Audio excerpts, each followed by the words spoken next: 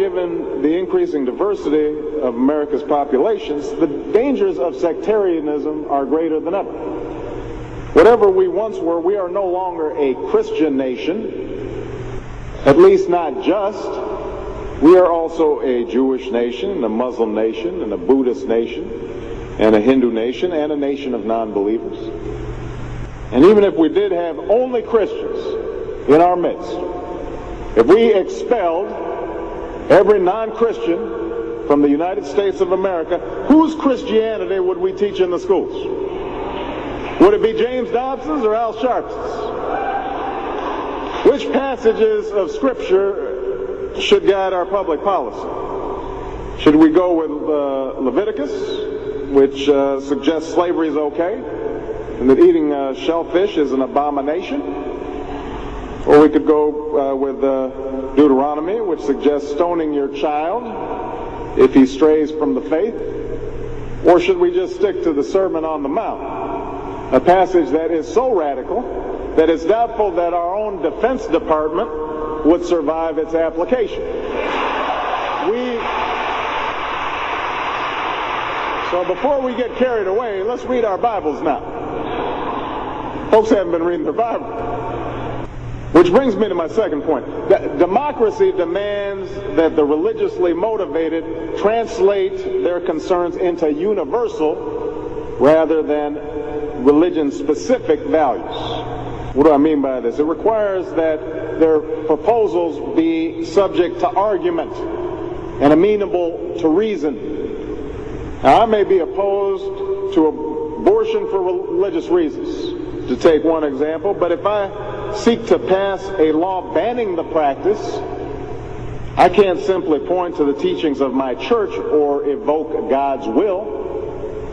I have to explain why abortion violates some principle that is accessible to people of all faiths, including those with no faith at all. Now, this is going to be difficult for some who believe in the inerrancy of the Bible, as many evangelicals do. But in a pluralistic society, we have no choice. Politics depends on our ability to persuade each other of common aims based on a common reality. It involves compromise, the art of what's possible. And at some fundamental level, religion doesn't allow for compromise. It's the art of the impossible. If God's spoken, then followers are expected to live up to God's edicts, regardless of the consequences. Now, to base one's own life on such uncompromising commitments may be sublime, but to base our policy making on such commitments would be a dangerous thing. And if you doubt that, let me just give you an example. We all know the story of Abraham and Isaac. Abraham's ordered by God to offer up his only son. Without argument, he takes Isaac up to the mountaintop, he binds them to the altar, raises his knife, prepares to act as God commanded. Now, we know things worked out. You know, God sends down an angel to intercede at the very last minute. Abraham passes God's test of devotion.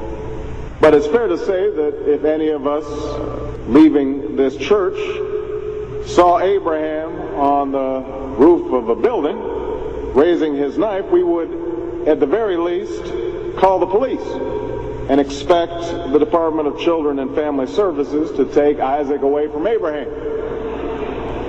We would do so because we don't hear what Abraham hears. We don't see what Abraham sees. And so the best we can do is act in accordance with those things that we all see and that we all hear, be it common laws or basic reason. So we have some work to do here.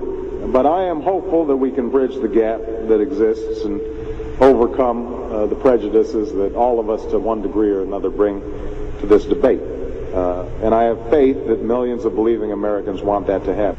No matter how religious they may be or may not be, people are tired of seeing faith used as a tool of attack.